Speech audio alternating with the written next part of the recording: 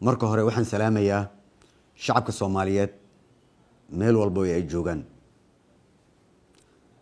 walaalayaal salaan kadib waxaan rabaa in shacabka Soomaaliyeed la wadaago in talaabooyinkii uu qaaday madaxweynihii hore Maxamed Cabdullaahi Farmaajo ay yihiin isku day bareer ah oo lagu afgaminayo dawladnimada, dastuurka iyo sharciyada dalka u taala.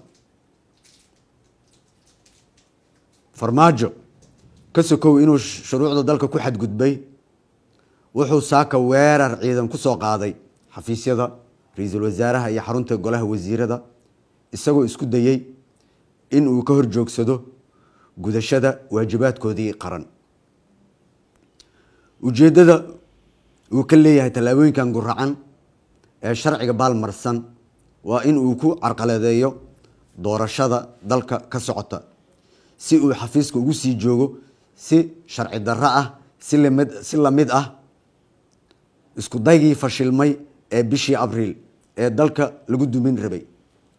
haddaba maadaama uu madaxweynihii hore sida muuqata go'aan ku gaaray in uu burburiyo hay'adaha dawladda isaga oo aan haysan sharciyad, waxaa shacabka Soomaaliyeed u cadeynaya in xukuumadda federaalka Soomaaliya oo gudanaysa waajibaadkeeda dastuuriga ah gaar ahaan xilliga kala guurka ah ay si buuxda mas'uul uga tahay hogaaminta iyo hagista dhammaan howlaha hay'adaha kala duwan ee qaranka. sidaa darteed waxaan farayaa dhammaan ciidamada qalabka sida in ay si toos ah uga amar qaataan xukuumadda xafiiska ra'iisul wasaaraha. cid kasta oo ka hor timaada amarkan waxaan si degdeg ah ula tiigsan doonaa hadduu alla idmo sharciga. Maxamed Cabdullaahi Farmaajo saan la wada socono waa musharax madaxweyne, waxba ugama duwana musharaxiinta kale ee xilkan u taagan. waxaan u cadeynayaa saa darteed musharax ayaa tahay, gees u istaag sida musharaxiinta kale kursigan u tartan. saa darteed ciidamada kama amar qaadan karaan, wax amar ah nama siin karo maadaama uu doonayo in uu hay'adaha iyo awoodaha qaranka uga faa'iideysto musharaxnimadiisa kuna burburiyo dawladnimada haddii uu waayo dantiisa shakhsiga ah, taasoo ah waan booba ama waan banada. caqliga ha shaqeeyo Soomaaliyeed, ama saan rabo ha lee yeelo ama dalkan burburina iyadana ma shaqeynayso. waxaan mar kale shacabka Soomaaliyeed u xaqiijinayaa in ay iga go'an tahay in ay dalka ka dhacdo doorasho hufan oo horseeda in awoodda dalka si nabad ah lagula kala wareego si looga baxo cakirnaanta siyaasadeed ee uu dalku geliyay madaxweynihii hore.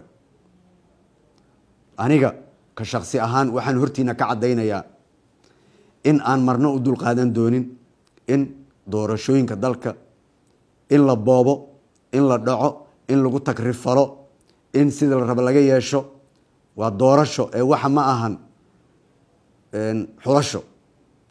waa xaaraan in doorashadan dadka qaarkood ay iska waayaan iyadoo la leeyahay dadka hebel iyo hebel kursigan iska leh.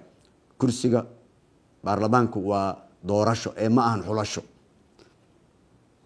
anigana diyaar uma ihi inaan ummadda Soomaaliyeed sidaan hore uga ballan qaaday uguna dhaartay in gacanteydii ama gacanteeda lagu cuno ama dembi lagu galo ay cid kale uga faa'iideysato. saa darteed waxaan shacabka Soomaaliyeed mar kale u cadeynayaa doorashadan waa inay noqotaa doorasho hufan oo cadaalad ah loona siman yahay. guddiyada waxaan farayaa sida ugu dhaqsiyaha badan meelaha ay howlaha ka socota doorashooyinka inay u gutaan sida cadaaladda ku salaysan doorashadan ay noqoto mid hufan. guddigii aan ku arko inay baal maraan ama u eexanayaan ama ay fududeynayaan doorasho aan hufnayn kama yeelayay, waana taaganahay. shacabka Soomaaliyeedna waataan ugu dhaaranay dhammaanteen.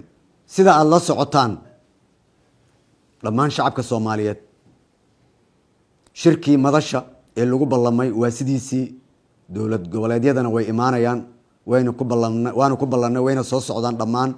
all agabkii logistikada ahaa iyo diyaaradahoodii waa loo diyaariyey, wayna imaanayaan. shirkan wuu furmayaa, shirkaasoo looga hadlayo dardargelinta doorashooyinka, hufnaanteeda iyo dhamaystirka sida ugu dhaqsiyaha badan doorashada.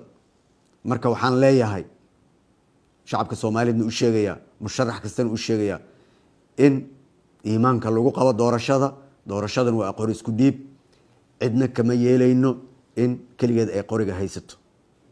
hal heeska maanta waa doorashaha afgambi maya. wassalaamu calaykum waraxmatullaahi wabarakaatu.